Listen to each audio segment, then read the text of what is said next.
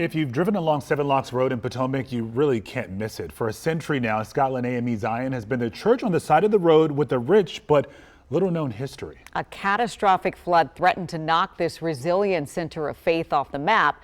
But as you're about to see, not even that harsh blow could wash away the heartbeat of a storied community. It was the summer of 2019.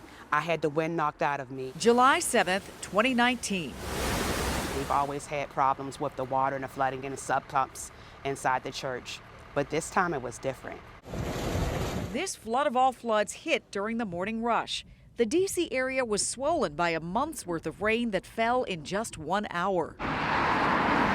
Scotland AME Zion Church in Potomac was caught in the currents. It was built by the hands of newly freed African Americans back in 1924. But on that humid July day, the impact of a hydrodynamic load tore through its very foundation. At that moment, though, you were concerned that that was it for Scotland. Yes, yes.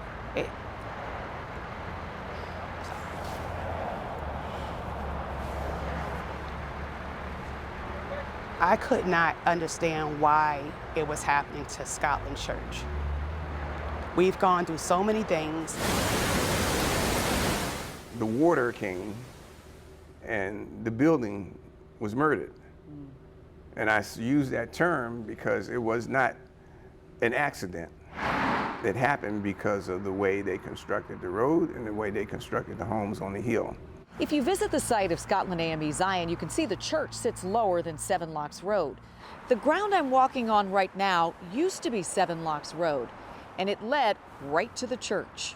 Sarah Sims gave the land to build the original church in 1917. The people who gave her the land were her former enslavers.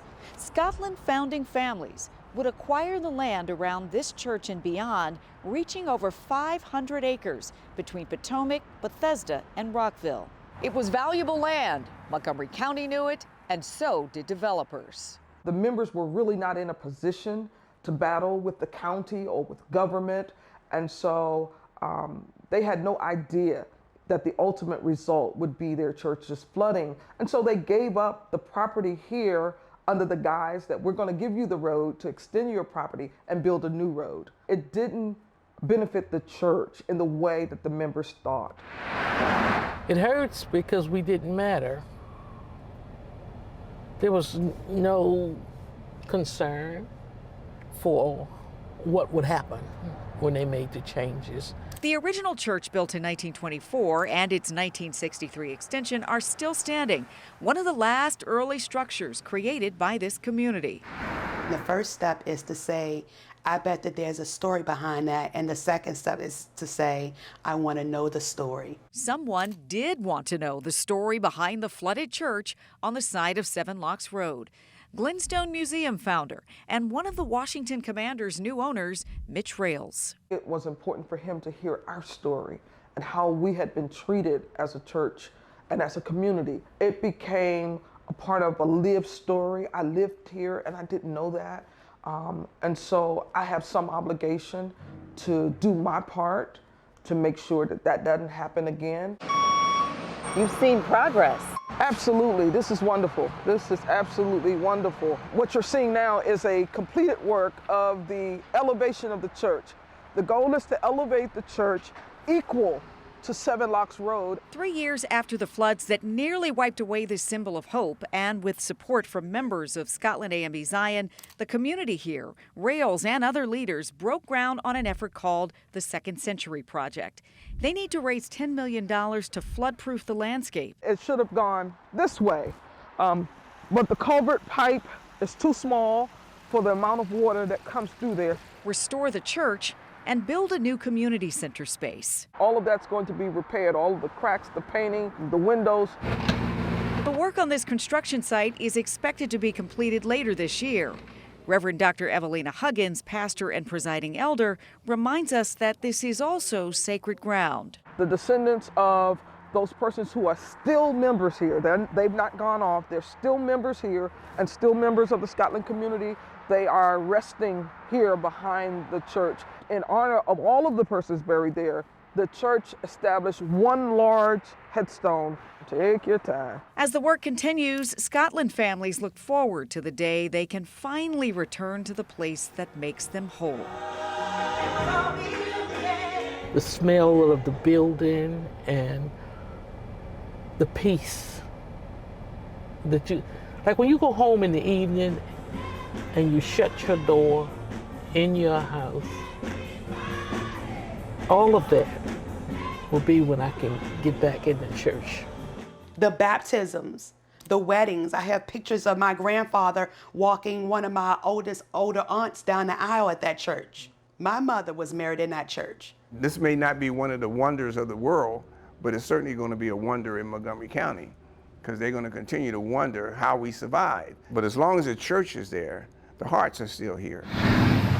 I'm from the church where the doors are always open, and the church where the ushers will welcome you in, and the church where in prayer God's hands are upon us, and the church where I learned the debt, pay for my sin, and the church where I'm baptized and all of my family, and the church where my God has mercy upon me, and the church where we go because no one is perfect, and the church by the river my spirit set free, and the church of generations of that deep-rooted faith, and the church I'll stand for, I'll fight and I'll cry for my church, Father God, for my church.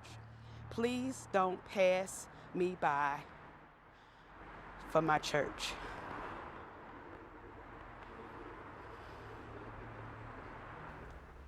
We cannot overstate how central this church is to the Scotland community, as Bernard Smith shared. You know, in 1864, when slavery ended in Maryland, Scotland families began to worship in a house. In the 1920s, during Jim Crow, they built their first church building. In the 60s, when they were threatened with condemnation, they built their first extension. And so now, as they fight to remain on their own land, the people of Scotland, with the help of surrounding communities and the government that once tried to force them out, are helping them rebuild again.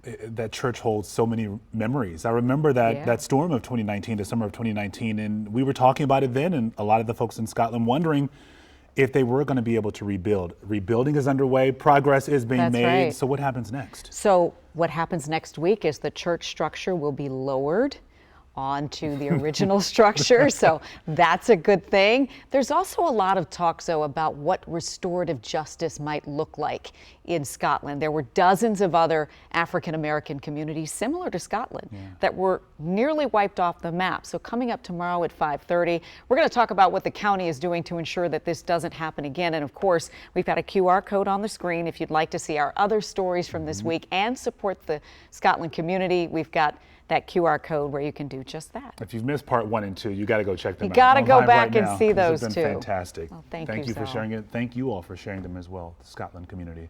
We'll be right back.